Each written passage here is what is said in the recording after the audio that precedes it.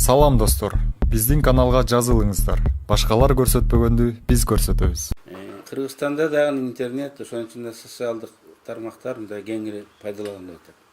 10-жылга караганда, 15-жылга караганда күндөн күнгө бул өсүп атат. Айылдагы кемпирлерден балдарга чейин каражатка ээ. Демек анын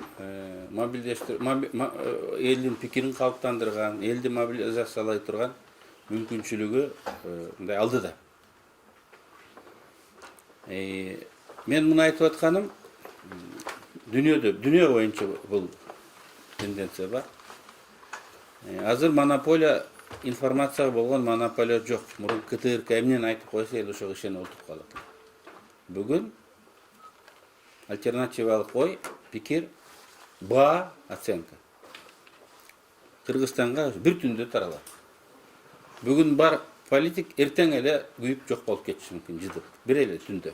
Туура эмес айткан болсо. Бул биринчи жагдай. Экинчиси, дүйнөдө ушундан уламбы, дүйнөдө анархистик настрой, кыймылдар күчөп отурат. Россияда желтый жилет, Францияда желтый жилет. Эмне каалаганын билишпейт, эч кимди укпайт, но нааразы. Бул протесттик электорат, популизм Америкада Трамптан баштап, Киевдеги Украинада Зеленскийден баштап, бардык жерде ошол дүйнөгө Гонконгто деле карагыла тарап кетип отурат да. Бизде дагы азыр социалдык сеть аркылуу байкап калдык да. Баарына нааразы. Президентке да нааразы, өкмөткө да нааразы, парламентке да нааразы, партияларга да нааразы, баарына нааразы. Өзлөрү эмнени каалабайт, бирок абдан нааразы. Эми бул бүткүл дүйнөдө мындай ушундай тенденция болуп отурат да. Бирок бизде өлкөлөрдө бул коркунучка, кийинки революцияларга Тунистегидей болуп толук алып келип калышы мүмкүн. Эмне кылыш керек? Ошол элдин нааразычылыгын алдан ала алып, жолун таап, жеңилдетиш керек. Эл эмнеге нааразы?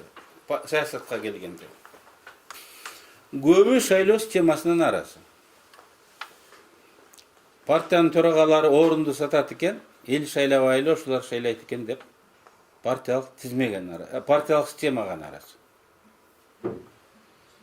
Эмне кылыш керек?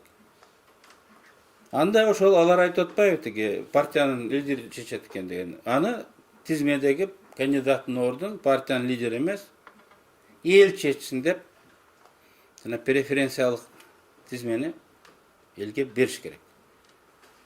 Биз эми дүйнөлүк тенденцияны Кыргызстандагы ошонун проявлениясын эске алып, биз алдыга кадам чыгарып, мен өзүңөр шайлагыла деп элге мен оюмча бериш керек. Бул негизги маселе. Анан экинчиси бир мандаттуу деп отурат. Бул эми депутатка, элге жакын, регионго жакын болсун деп атат. Ошондуктан Ишимбай Дүйшөнбаевич айтканда регионалдык тизмелерди кирүү дагы бүгүн жөн эле сөз эмес, ал дүйнөлүк тажрыйбадан гана эмес, бүгүнкү элдин талабынан дагы чыгып отурат. Элге айтыш керек, регионалдык одномандатный деп атасың, Макисага округ. 5 10 мандат бар. Өзүңөр мындай ошол чечкилер. Кимди тандайсыңар деп. Ошондо гана бүгүнкү бийликке дагы бул жерде эскертүүлөр болуп атат. Ошондо гана биздин тиги бийлик стабилдүү болот, парламент стабилдүү болот, парламент күчтүү болот, бийлик күчтүү болот. Мындай парадоксалдуу подход, но бирок ушундай парадоксалдуу мындай барыш керек да, бекемдегенгечи.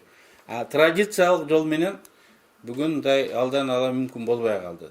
Анткени мен жана айткандай, коом ушул традициялык структураларга каршы, биз эски эмес, традициялык ушул калыптанып калган системага, ошонун ичинде алардын өкүлү өңү болгон саясатчыларга каршы. Бүгүн эл эмнени тандап атат? Порог боюнча. Бүгүн биздин шайлоочулар эмнени тандап атат? Башка өлкөлөрдө, Украинаны эле мисал алайлы. Жаңы адамдар келсин дейт. Жаш эмес, жаңы адамдар келсин дейт. Жаңы ушул көз караштын, жаңы идеянын өкүлдөрү келсин дейт. жаңы нерсе ар дайым аз болот. Ал уткандан кийин традициялык болот, анан көбөйөт. Анан